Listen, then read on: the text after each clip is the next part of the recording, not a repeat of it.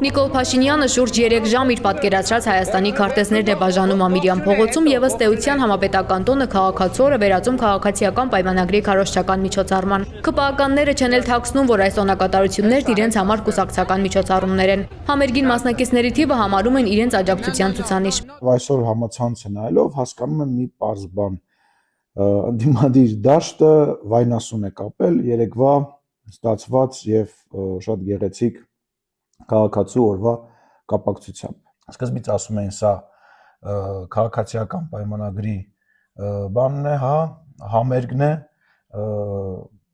մի գնացեք եւ այլ, հետո երբ որ տեսան, որ շատ մարդ է եկել եւ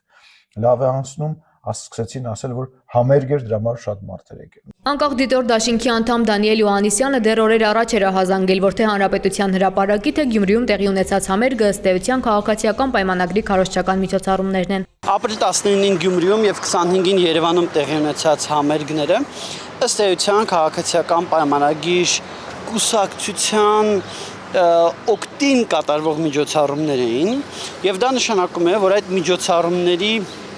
ծախսերը պետք է անկալել կուսակցությունների ֆինանսավորման կարգի սահմաններում։ Այն է, որ այդ ծախսերը կամ պետք է կատարվեն կուսակցության հաշվից, կամ պետք է ընկալվեն որպես կուսակցության կողմից կատարված, կուսակցության օգտին կատարված բնեղենով նվիրատվություն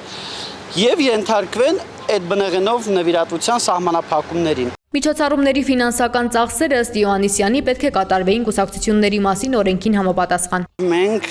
դիմել ենք կոռուպցիայի կանխարգելման հանձնաժողով, որպեսզի զբաղվեն այս դեպքով։ Դեռևս հայտնի չէ ընթացք ստացել է անկախ դիտոր դաշինքի կողմից ներկայացված հաղորդումը, թե ոչ։ Կարծում եմ վարչական վարույթ պետք է հարուցեն եւ վարչական վարույթի սահմաններում փորձեն պարզեն, այդ թվում նաեւ բացատրություններ պահանջելով կուսակցությունից։ Անկախ դիտորդը խախտումներ էր հայտնաբերել նաև Իմ քայլը հիմնադրամի վերջին ամիսների գործունեության մեջ եւ վարչական դատարան դիմել, պահանջելով 15 դրվագով վարչական պատասխանատվության ենթարկել հիմնադրամի գործադիր տնօրեն Աննա Հակոբյանին։ Ներկայացրել ենք դիմում, խնդրելով Իմ քայլը հիմնադրամի գործադիր մարմնի ղեկավարին վարչական պատասխանատվության ենթարկել, այսինքն տուգանել վարչական իրավախախտումների վերաբերյալ օրենսգրքի 40.18 հոդվածով, մասնավորապես լինելով կուսակցության հետ աֆիլիացված հիմնադրամ, հանրապետության նախագահի կողմից ընտրություններ նշանակելուց հետո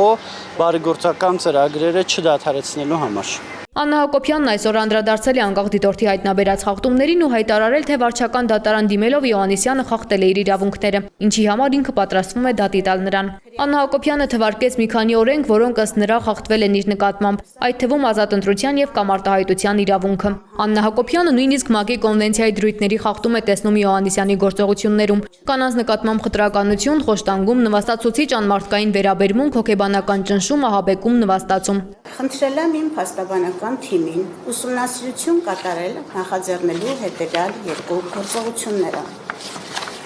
Դանիել Յոհաննիսյանի նկատմամբ քրեական գործի հարուցման նպատակով հաղորդման ներկայացման հնարավորությունը 1 եւ երկրորդ անկախ դիտոր դաշինքի դեմ հայցադումի ներկայացման հնարավորությունը Իմ քայլը հիմնադրամի գործարար համբավին հեղինակությանը հասցրած վնասները հատուցելու պահանջով։ Ավելի ուշ Յոհաննիսյանն արձագանքելով Աննա Հակոբյանին գրել է. Կարծում եմ տիկին Հակոբյանը լավ չի պատկերացնում, թե ինչ է խոշտանգումը եւ ով կարող է խոշտանգել, իսկ ով անգամ տեսականորեն չի կարող։ Աննա Հակոբյանը նաև հիշեցրել է 2022 թվականին, երբ հիմնադրամի գործադիր տնօրենը ԿՊԱ-ական Մխիթար Հայրապետյանն էր, Գյումրիում տեղի ունեցած թիմ ընտրությունների ժամանակ հիմնադրամի բարեգործական ծրագրերը չեն դադարեցվել։ Այդ ամբողջ ընթացքում Իմ քայլը հիմնադրամը Շիրակում անցկացրել է պատերազմի մասնակիցների մասնագիտական ներուժի բացահայտում ծրագիրը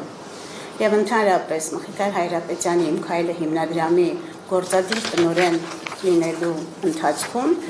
տարբեր թիմ ընտրություններ են տեղի ունեցել տարբեր համայնքներում, որտեղ Իմ քայլը հիմնադրամը զուգահեռաբար իրականացրել է բարեգործական ծրագրեր։